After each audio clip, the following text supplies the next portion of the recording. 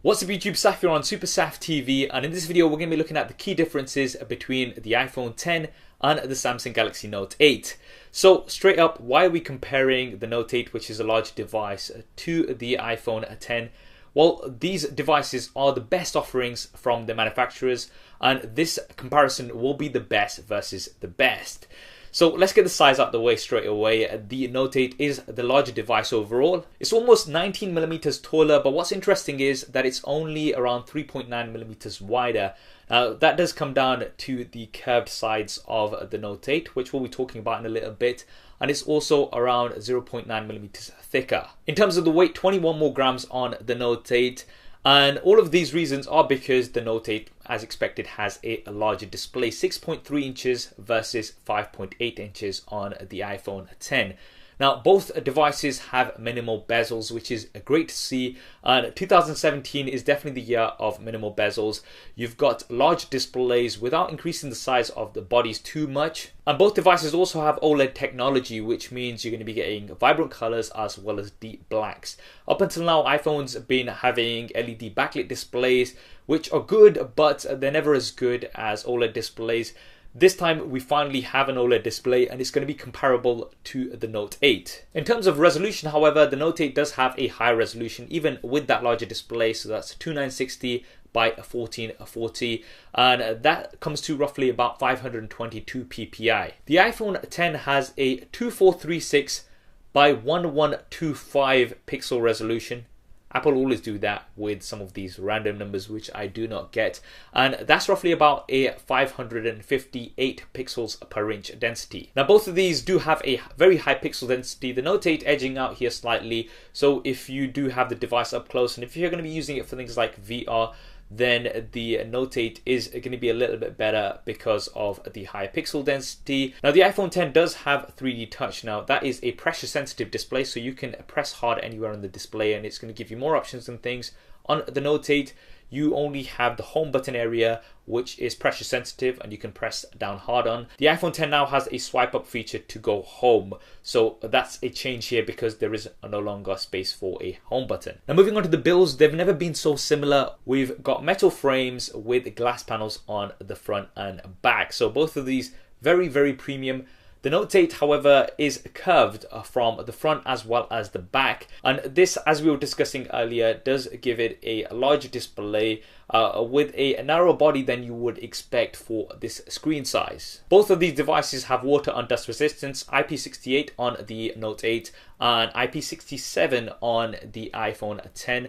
It's great that both of them do have this feature. In terms of colors, you do have some more color options available on the Note 8 compared to that of the iPhone X. Now, moving on to the internals, the Note 8 has some of the fastest processors available on the Android side. So you've got the Snapdragon 835 or the Exynos 8895 depending on your location, with 6GB of RAM. The iPhone X has Apple's brand new A11 Bionic chip. Now, this is supposed to be very, very fast and efficient, and it also supports augmented reality, which should be really good. It'll be interesting to see how Apple implements this going forward. But in terms of speed differences and things, we are going to have to do some speed tests side by side of both devices to see which one is better. If you guys want to see that, then make sure you have subscribed to the channel. In terms of RAM, we're not sure exactly how much RAM the iPhone X currently has. Moving on to storage, the Note 8 comes in three different sizes: 64, 128 or 256GB options. You can expand that storage as well, so you do have a micro SD card slot, which is definitely nice to have. On the iPhone X, you've got either 64 or 256GB options. You cannot, however, expand the storage on the iPhone X, as you've never been able to do on iPhones. So the Note 8, in terms of storage, would get the advantage here. Now, moving on to the cameras, things are very similar here in terms of the setup. We've got dual 12 megapixel cameras on both of these, which both support optical image stabilization. And they also work in a similar way, where you're going to get a wide angle camera as well as a telephoto camera, which is going to give you 2x optical zoom. you've got an f1.7 aperture versus f1.8 on the iPhone 10 when it comes to the wide angle camera, but when it comes to the telephoto camera, both of these have an f2.4 aperture. Both devices also have a feature to blur the background on images. It's called Live Focus on the Note 8, and on the iPhone 10 it's called Portrait Mode. Now on the Note 8 you can blur the background after the fact. This is something you can't do on the iPhone 10. However, the iPhone 10 does have a portrait lighting feature, which is going to be in beta initially, and it's going to let you adjust the lighting effect of your images. It looks very promising. You will be able to adjust the lighting after the fact too. With the Note 8, it does take images from both the wide angle as well as the telephoto camera. This is definitely useful, so you've captured both of those in case you do want to get the wide angle shot too. Now obviously we'll be doing a super SAF style camera comparison as soon as the iPhone 10 is out commercially. And if you want to see that first, then make sure you have subscribed and switch on notifications. Now moving on to video, this is where things get interesting once again. The Note 8 takes some great video. I've done lots of camera tests here on the channel, so definitely do go ahead and check those out. And you've got 4K at 30 frames a second. You've also got slow motion at 720p at 240 frames a second. Now the iPhone 10 actually looks very impressive with 4K at 60 frames a second and 1080p video slow motion at 240 frames a second. Now this looks very, very promising, and I can't wait to test out the iPhone 10 because of the video features that it has. I believe it's the first smartphone with 4K at 60 frames a second. I may be wrong, but it's definitely one of the first, and it looks very, very promising. In terms of the front-facing cameras, the Note 8 has an 8 megapixel front-facing camera with an f1.7 aperture, and it has autofocus with a 1440p video recording. The iPhone 10 has a 7 megapixel front-facing camera with an f2.2 aperture and 1080p video recording, but it's got facial recognition, so this is going to allow you to have a portrait mode, so it's going to blur the background from the front-facing camera as well, and you'll also have the portrait lighting effects too. These will be in beta initially, and that is definitely nice to see. There's also an emoji which is going to track your face and represent emojis to that effect, so if you're into that kind of thing, then that's also there. We'll have to do some detailed camera comparisons between these two to see which one of these takes better selfies, but both here are very, very promising. Now in terms of the operating systems, we've got Android version 7.1.1 with Samsung's Experience Skin on top currently on the Note 8. The iPhone 10 is going to come with iOS 11 out of the box.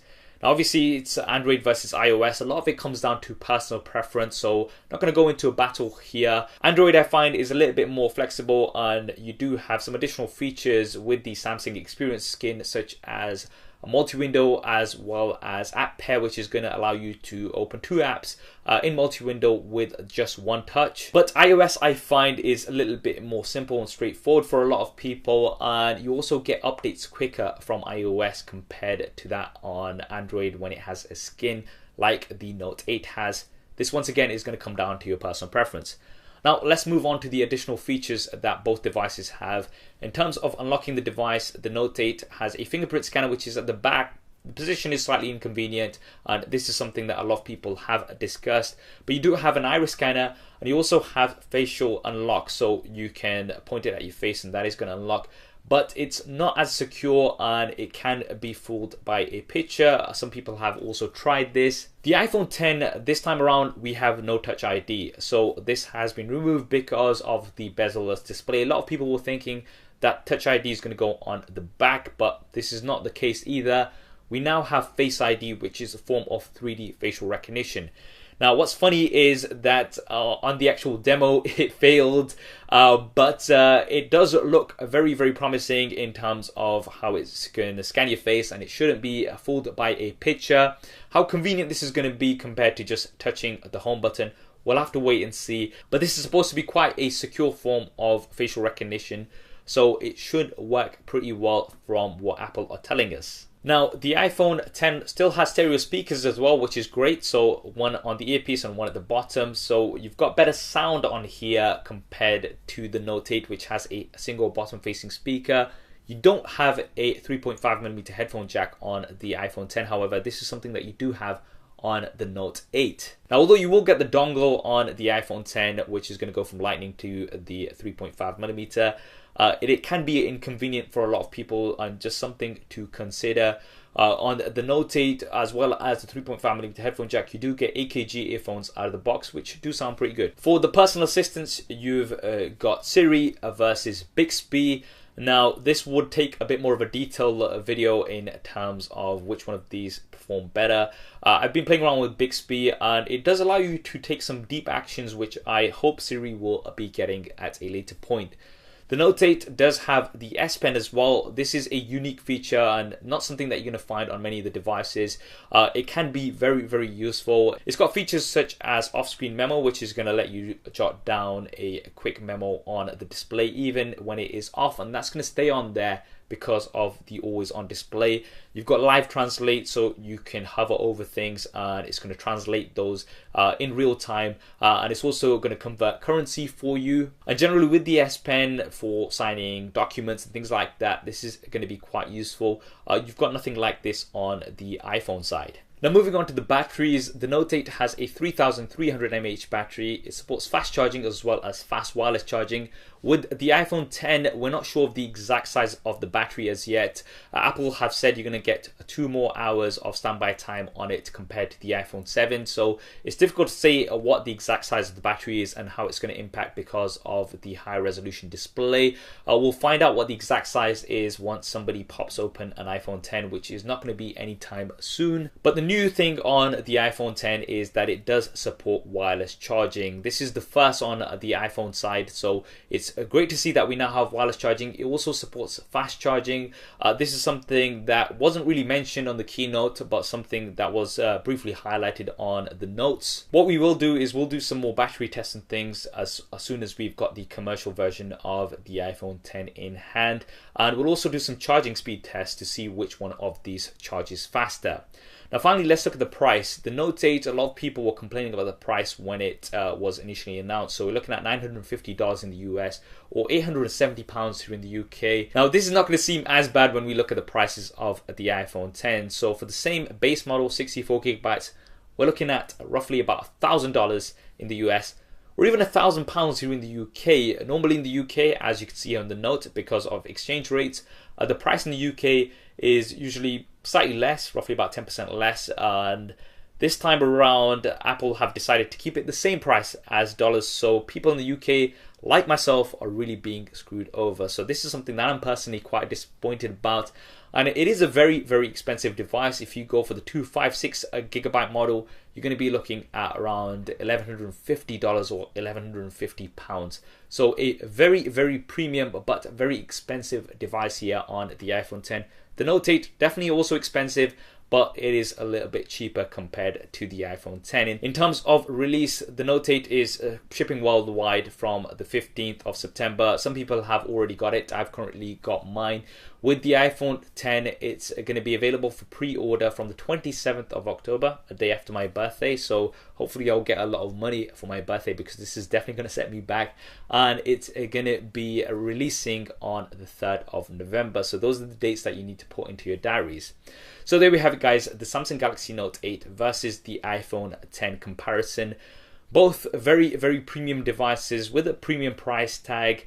What do you guys think of these devices? Which one would you go for? Definitely drop me a comment below and let me know. I hope you enjoyed this video and found it useful. If you did, then please do hit that thumbs up button for me. It really does help me out. If you haven't already, then be sure to subscribe and switch your notifications. There's plenty more content coming up on here. Thanks for watching. This is Saf on Super Saf TV. I'll see you next time.